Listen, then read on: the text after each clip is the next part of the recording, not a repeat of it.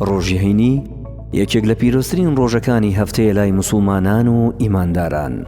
هەروەک پێغەمبەری خۆشەویستمان درودی خوای لێبێت دەفەرموێت خێرترین ڕۆژێک کە خۆری بەسەردا هەڵدێت ڕۆژی جومعەیە.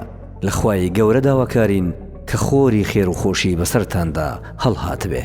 هیوادارین هەموو هەینیەک دڵەکانمان بە خۆشەویستی خوای میهرەبان ڕووناک بێت و ڕۆحمان بە یادی خوا گەشاوە و ڕۆژەکانی تری ژیانمان بە خۆشەویستی بۆ چاکەخوازی و پەیوەندی نێوانمان بە ئاوی سازگاری بەزەی و خۆشەویستی تێر ئاو بێت. ئومێدی لەش ساغی و تەندروستی باش بۆ هەمووان دەخوازین.